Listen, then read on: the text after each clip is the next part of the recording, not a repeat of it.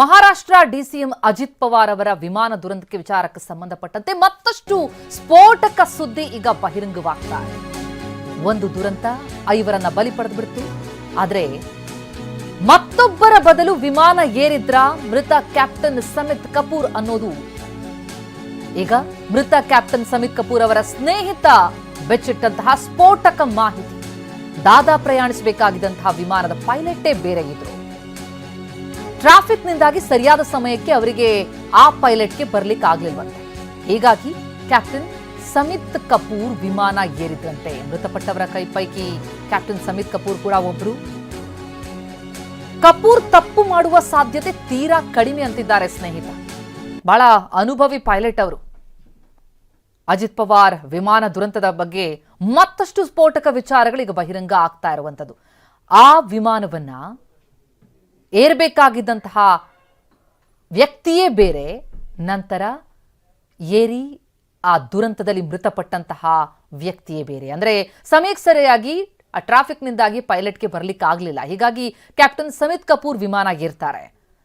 ವ್ಯಾಪಕ ಅನುಭವಿ ಈ ಪೈಲಟ್ ಸಮಿತ್ ಕಪೂರ್. ಆದರೆ ವಿಧಿಯಾಟ ಬೇರೆನೇ ಇತ್ತು. ಕಪೂರ್ ತಪ್ಪು ಮಾಡುವಂತಹ ಸಾಧ್ಯತೆ ತೀರಾ ಕಡಿಮೆ ಅಂತಿದ್ದಾರೆ ಅವರ ಸ್ನೇಹಿತರು.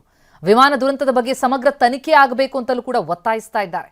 ಆರಂಭದಿಂದಲೂ ಕೇಳಿ ಬರ್ತಾ ಇರುವಂತಹ ಮಾತು ಇದೆ, ಪೈಲಟ್ ಬಹಳ ಅನುಭವಿ ಪೈಲಟ್ ಇದ್ದ ಬೆನ್ನಲ್ಲೇ ಇಂಥದ್ದೊಂದು ದುರಂತ ಸಂಭವಿಸುತ್ತೆ ಅಂತಂದ್ರೆ ಇದು ಪೈಲಟ್ನಿಂದ ಆದಂತಹ ತಪ್ಪಾಗಿರ್ಲಿಕ್ಕಿಲ್ಲ ಅನ್ನೋದು ಅವರ ಸ್ನೇಹಿತರ ಮಾತು. ಹಾಗಿದ್ರೆ ಈ ದುರಂತಕ್ಕೆ ಪ್ರಮುಖವಾಗಿ ಏನ್ ಕಾರಣ ಆಯಿತು? ಹವಾಮಾನನ, ತಾಂತ್ರಿಕ ದೋಷನ? ಈಗಾಗಲೇ ಬ್ಲ್ಯಾಕ್ ಬಾಕ್ಸ್ ಪತ್ತೆಯಾಗಿದೆ.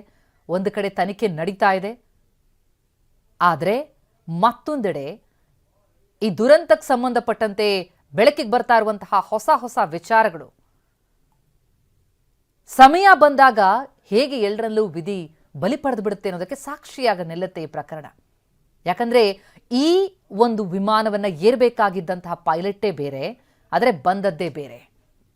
ಈ ಬಗ್ಗೆ ಇನ್ನಷ್ಟು ಡೀಟೇಲ್ಸ್ ಕೊಡ್ತಾರೆ ನಮ್ಮ ಪ್ರತಿನಿಧಿ ಹರೀಶ್ ಈಗ ಸಂಪರ್ಕದಲ್ಲಿದ್ದಾರೆ. ಹರೀಶ್, ಸಮಯ ಬಂತು ಅಂತಂದ್ರೆ ಯಾರ ಕೈಯಲ್ಲೂ ಆಟ ನಿಲ್ಲಲ್ಲ ಅಂತ ಅನ್ನೋದಕ್ಕೆ ಹಲವು ಪ್ರಕರಣಗಳ ಸಾಕ್ಷಿಯಾಗಿ ನಮ್ಮ ಎದುರಿಗೆ ನಿಲ್ಲುತ್ತೆ. ಈ ವಿಮಾನ ದುರಂತದಲ್ಲೂ ಕೂಡ ನಾವು ಗಮನಿಸ್ತಾ ಇದ್ದೀವಿ, ಆ ಪೈಲಟ್ ಏರ್ಬೇಕಾದಂಥವರೇ ಬೇರೆ, ನಂತರ ಅದನ್ನ ಚಾಲನೆ ಮಾಡಿದವರೇ ಬೇರೆ. ಈ ವಿಚಾರಕ್ಕೆ ಸಂಬಂಧಪಟ್ಟಂತೆ ಏನೇನು ಮಾಹಿತಿಗಳು ಲಭ್ಯ ಆಗ್ತಾ ಇದೆ, ಜೊತೆಗೆ ಅವರ ಅನುಭವದ ಬಗ್ಗೆ ಕೂಡ ಸಾಕಷ್ಟು ಜನ ಮಾತನಾಡಿದ್ದಾರೆ. ಬಹಳ ಅನುಭವಿ ಪೈಲಟ್, ಆದ್ರೂ ಹೀಗೇಗಾಯ್ತು, ತನಿಖೆ ಆಗಬೇಕು ಅಂತ ಆಗ್ರಹಿಸ್ತಾರೆ ಅಂತ.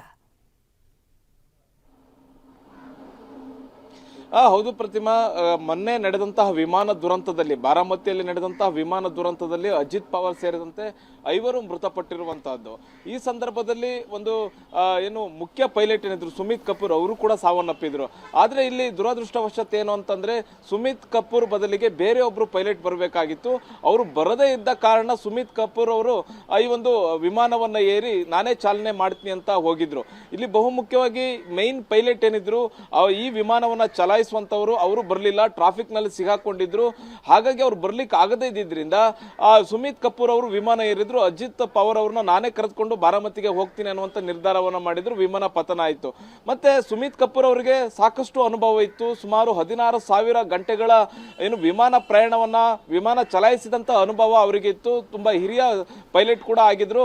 ಬಹು ಮುಖ್ಯವಾಗಿ ಅವರು ಈ ಒಂದು ವಿಶೇಷ ವಿಮಾನವನ್ನ ಚಲಾಯಿಸುವುದಕ್ಕೂ ಮುಂಚೆ ಅನೇಕ ವಿಮಾನಗಳನ್ನ ಅವರು ಚಲಾಯಿಸಿರುವಂತಹದ್ದು. ಸಹಾರಾ ಕಂಪನಿಯಲ್ಲಿ ಅವರು ಕೆಲಸವನ್ನ ಮಾಡಿದ್ರು.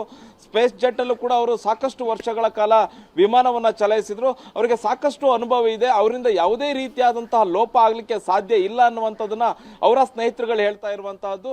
ಸುಮಿತ್ ಕಪೂರ್ ಅವರ ಜೊತೆ ಶಾಂಭವಿ ಅನ್ನುವಂತಹ ಸಹ ಪೈಲಟ್ ಕೂಡ ಈ ಒಂದು ವಿಮಾನ ದುರಂತದಲ್ಲಿ ಸಾವನ್ನಪ್ಪಿರುವಂತದ್ದು.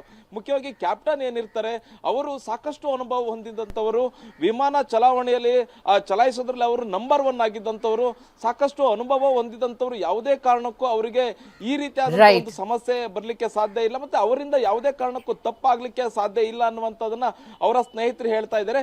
ಮತ್ತೆ ನಿಜಕ್ಕೂ ವಿಮಾನ ದುರಂತದಲ್ಲಿ ಆಗಿದಂತ ಸಮಸ್ಯೆ ಏನು, ತಾಂತ್ರಿಕ ಸಮಸ್ಯೆ ಆಯ್ತಾ ಅಥವಾ ಕಡಿಮೆ ಗೋಚರತೆಯಿಂದ ಏನಾದ್ರೂ ಈ ಸಮಸ್ಯೆ ಆಯ್ತಾ ಅನ್ನುವಂಥ ತನಿಖೆ ನಡೀತಾ ಇದೆ. ಅಸಲಿ ಸತ್ಯ ಏನು ಅನ್ನುವಂಥ ತನಿಖೆಯಿಂದ ಬಯಲಾಗುತ್ತೆ ಪ್ರತಿಮಾ. ಥ್ಯಾಂಕ್ ಯು ಹರೀಶ್ ತಮ್ಮ ಮಾಹಿತಿಗೆ.